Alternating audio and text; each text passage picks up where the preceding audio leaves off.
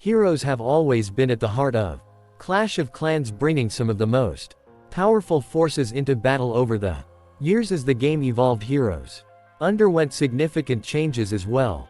However, not all of these changes have been for the better. In today's video, I'll dive into how the changes to heroes over the years have impacted Clash of Clans, whether for better or worse, and what these changes could mean for the game's future. Are these issues something Supercell intends to fix, or are we seeing a steady decline in hero effectiveness? Let's dive right into it. In Clash of Clans, heroes are essential units that can dramatically impact a player's success in battles. Their abilities often make the difference between a victory or a defeat.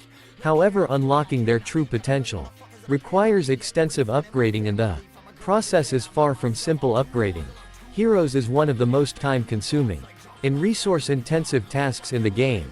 Each upgrade requires a significant investment of dark elixir and time, during which the hero is unavailable for attacks or defense. This downtime can be a major setback, particularly during clan wars or other critical events where the presence of heroes can greatly influence the outcome. The time commitment to fully upgrade a hero is staggering. It takes well over a year of continuous upgrades to max out a single hero. In reality, due to the hefty dark elixir costs and the need to balance other upgrades, most players cannot keep their heroes upgrading constantly. For the average player, maxing out all heroes can take closer to 2 years or more. This means that for a significant portion of a player's time in the game, their heroes will be underleveled and not performing at their full potential. But what's even worse, it won't be available at all. This slow progression creates a frustrating experience. Players are forced to compete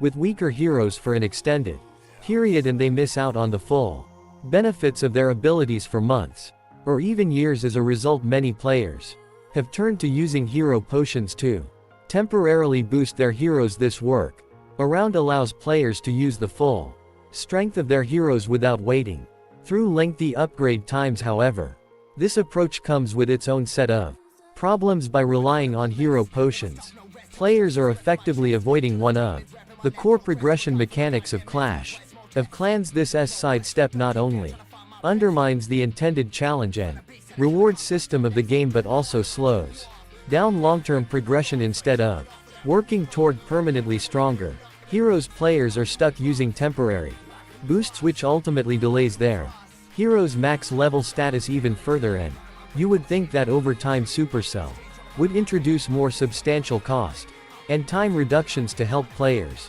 progress through their hero levels faster. After all, as the game grows and new content is introduced, it makes sense to ease the grind for older content to keep things balanced for new and returning players. However, that hasn't quite been the case when it comes to the Barbarian King and Archer Queen. With the release of the Town Hall 17 update, players expected significant reductions in hero upgrade times, especially for the Archer Queen and Barbarian King, since they have the highest number of levels and are some of the oldest heroes in the game. But surprisingly, those heroes received little to no time reductions in that update. Instead, the only significant reductions were applied to the Grand Warden and Royal Champion, both of whom already had fewer levels to upgrade and a more forgiving upgrade path in comparison to the original two heroes. But what are Supercell's intentions with these seemingly random changes? What's their plan behind all this? To understand their strategy, we need to take a closer look at how heroes have evolved over time and how their progression system has changed, or in some cases remained frustratingly the same when heroes were first introduced. In early 2013, Clash of Clans had only two: the Barbarian King and the Archer Queen. Both heroes came with 30 levels, and while upgrading them didn't require endless waiting, their costs were incredibly steep. Dark elixir was one of the most challenging resources to farm at the time, making hero progression feel like a significant accomplishment rather than a repetitive grind. The system was relatively balanced for the game's early days, and Supercell's revenue strategy was straightforward. Players would buy dark elixir to speed up their hero upgrades. This monetization approach worked well back then, as resource Scarcity and the novelty of heroes created a sense of urgency to progress. Fast forward to Town Hall 11. Supercell introduced a new hero, the Grand Warden. His arrival was a game changer for the first-time players. Had a hero that didn't require Dark Elixir to upgrade but instead used regular Elixir, which was far more accessible. On top of that, the Grand Warden came with fewer levels to upgrade, making him far easier to max out. Compared to the original heroes, then came the Royal Champion with Town Hall 13. Unfortunately, she reverted back to using Dark Elixir for upgrades, but at least she came with a more reasonable number of levels. But then with the Town Hall 17 update, Supercell introduced another hero, the Minion Prince, who came with a staggering 90 levels to upgrade. Using Dark Elixir, the time required to max this hero is mind-blowing. It leaves players wondering why this sudden shift. Why help players for a time with more accessible heroes only to completely reverse the trend with newer additions?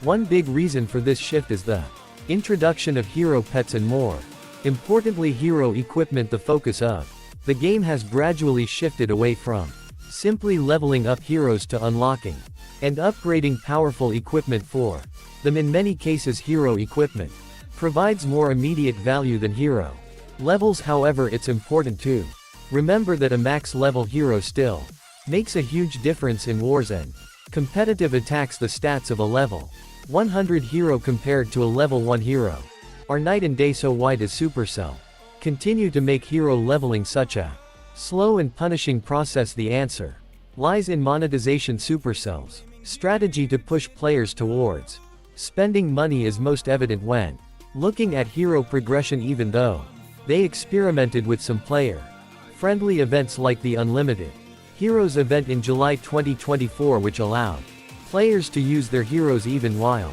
they were upgrading, that event in particular was a huge hit with players, but it hasn't been repeated since. Instead, players are back to spending the majority of their time without access to their heroes due to upgrade downtimes, in contrast to how everything else in Clash of Clans, from buildings to troops, has become more accessible over the years. Heroes remain one of the last major grind points in the game, and that grind conveniently aligns with Supercell's monetization efforts. Take a look at the mid-mon events and the steep costs of hero equipment in the shop, along with the high upgrade prices. This is why using hero potions instead of salvaging them for gems feels like a wasted opportunity, and why purchasing hero potions from the metal shop instead of ores is often a poor choice. Supercell's original monetization strategy was much simpler. The Gold Pass offered the best value for players when it came to heroes. It provided a Dark Elixir rune and 2 hero books each month. While helpful, this barely scratches the surface for new players facing over 100 hero levels. Still, it allows for 2 or even 3 times the progress at a relatively small cost, making it one of the few worthwhile investments. New or returning players now face a daunting grind when it comes to upgrading their heroes, with hundreds of expensive levels waiting ahead. Even with 5 heroes to rotate through, the upgrade cycle remains relentless. Sure, you can swap out one hero while another is upgrading, but that doesn't solve the core problem. You'll likely still head into clan wars and key attacks with incomplete hero rosters limited by the constant need to upgrade. The reality is that the total time to max out all heroes is staggering up to 60 months or 5 years of non-stop upgrades with a single builder. Even if you optimize with 2 builders and use magic items efficiently, it's still an overwhelming grind. The bigger issue is that if Supercell doesn't address this, we're heading toward a future where most players simply won't bother upgrading their heroes. Instead, they'll stick with level 1 heroes and rely on hero potions to temporarily boost their power. The core purpose of the game, building, improving and strategizing, could start to fade away as players choose quick fixes over long-term progression. If Supercell wants to preserve the integrity of the game, they need to rethink hero upgrades before it's too late. After all, heroes are a key part of the game. Don't leave them sleeping behind.